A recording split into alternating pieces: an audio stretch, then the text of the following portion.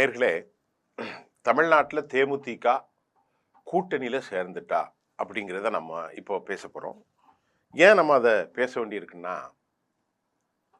இந்த காலை அல்லது நேற்றுக்கு பின்பு பிரேமலதா விஜயகாந்த் அவர்களுடைய பேட்டி ரொம்ப முக்கியம்.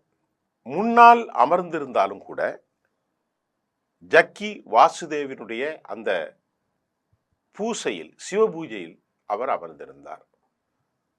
ஒரே கொண்டாட்டம் தான் எல்லா இடத்துலையும். தமன்னா போன்ற பெரிய சினிமா பிரபலங்கள்லாம் குதின்னு குதிச்சாங்க. நள்ளிரவு கொண்டாட்டத்தில் இந்த அம்மா ஏன் சென்றார்கள்? எல்லாரும் போறாங்க, எல்லாரும் இருக்கிறாங்க, லட்சக்கணக்கான மக்கள் குழுமியிருந்தார்கள். ஆனால் முதன்மை வரிசையில் அவர்கள் கொடுத்த அந்த இதில் எல்லாரும், வேலுமணி, இவர்கள், திரைத்துறை பிரபலங்கள், தொழிலதிபர்கள் அனைவரும் அமர்ந்திருந்தார்கள். ஒரே டான்ஸு. மனிதனுடைய அறிவை மழுங்கு செய்யக்கூடிய ஒரு ஆன்மீக கூடல் என்றுதான் நாம் அதை பார்க்க முடியும்.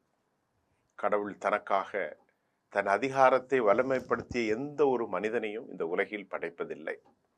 எந்த ஒரு மனிதனிடத்திலும் இறைத்தன்மை இல்லை.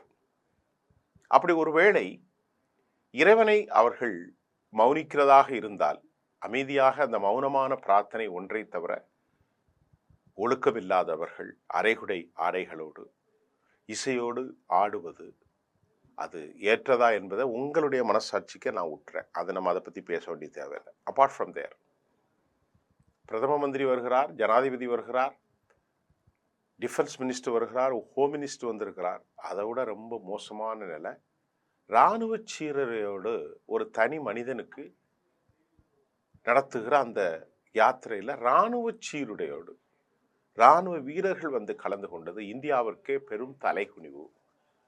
அப்படிங்கிறத நான் சொல்லலை, எக்ஸ்பர்ட்ஸ் எல்லாரும் கடும் கண்டனத்தை தெரிவித்திருக்கிறார்கள். ஒரு தனி மனிதன் எலஃபன்ட் காரிடார், யானை வழித்தடங்களை ஆக்கிரமித்திருக்கிறார். அவருடைய இடத்தில் பலர் சிமெட்ரி, அதாவது ஃபயரிங், என்ன சொல்றது, இறந்தவர்களை சூடு செய்வது, சாம்பலாக்கக்கூடிய எந்திரங்கள்லாம் இருக்கு. மயானங்கள்லாம் ஏன் ஒரு ஆசிரமில் இருக்கு அப்படிங்கிற கேள்வியும் இங்கே எழுகின்றது. ஜக்கி ஒரு இறை நம்பிக்கையாளன் தானா? அப்படின்னால் அவருடைய போக்கு என்ன?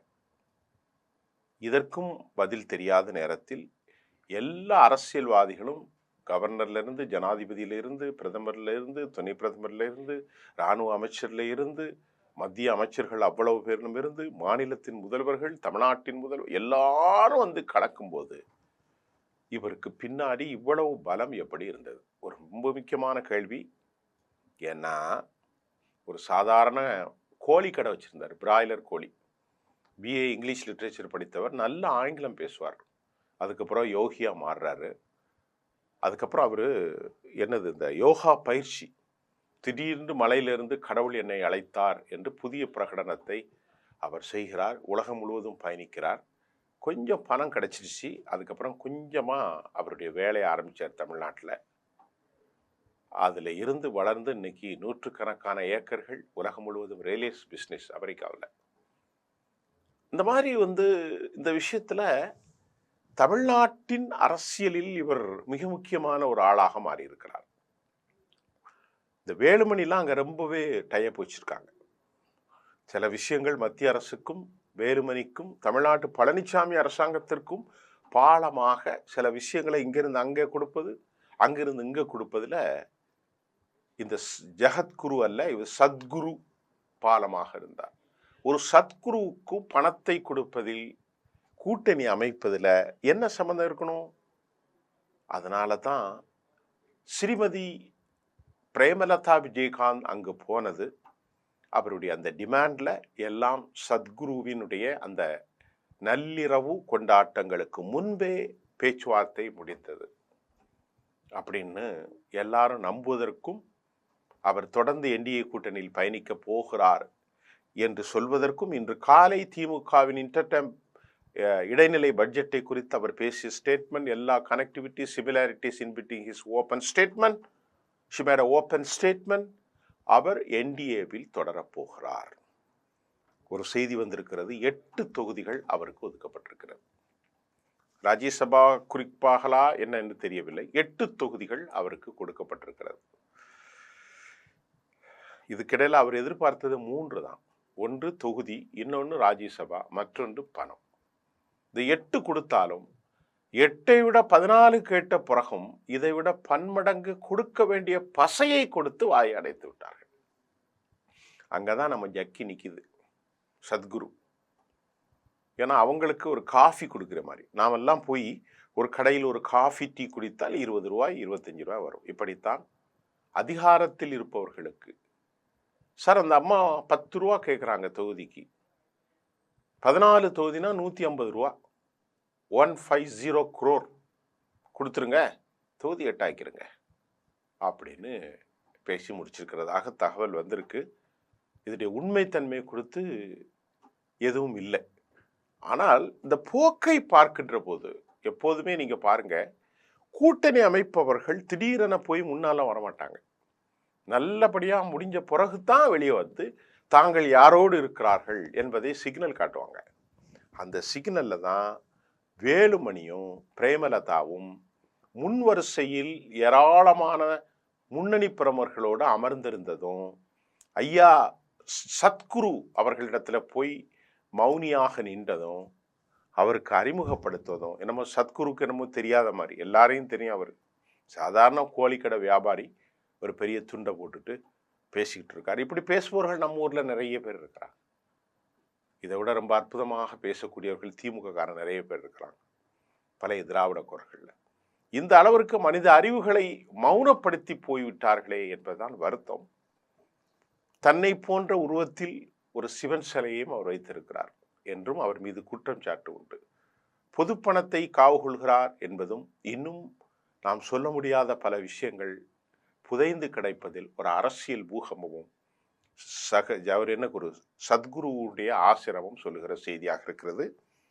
அப்படி என்றால் தமிழ்நாட்டு கூட்டணியில் திமுக எதிர்பார்த்திருந்த பிரேமலதாவின் பின்னடைவு திமுகவுக்கு பலமா பலவீனமா?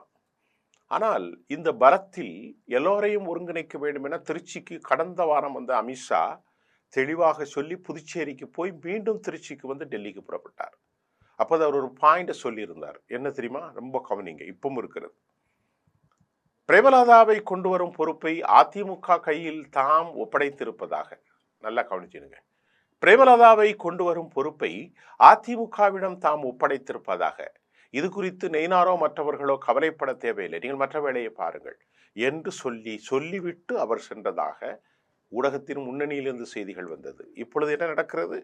அதிமுகவின் பணச்சோலையாக, செல்வம் குளிக்கும் ஊற்றாக இருக்கும் வேலுமணி. அவருக்கு பணம் ஒரு பிரச்சனை இல்லை.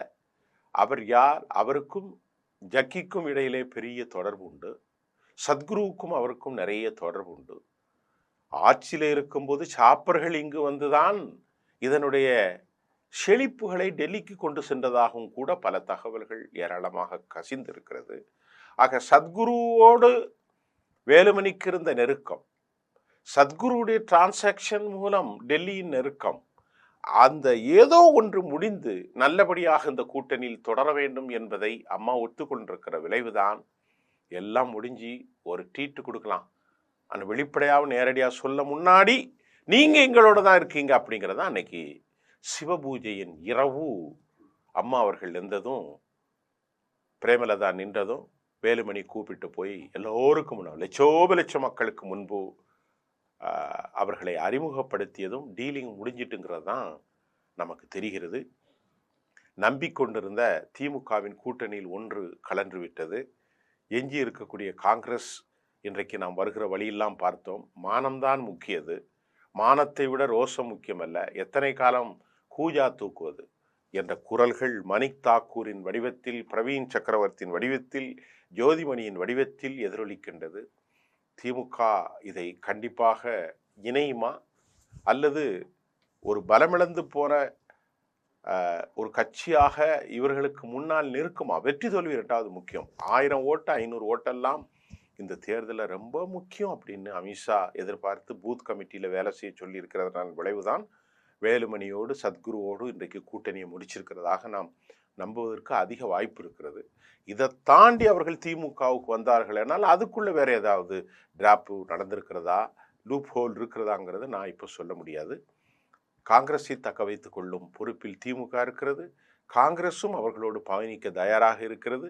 ஆனால் தூண்டிவிடப்பட்ட இந்த ப்ரோவோக் ஆக்டிவிட்டீஸின் பின்னணி என்ன என்பதை நாம் அடுத்த செய்தியில் பார்ப்போம். நன்றி.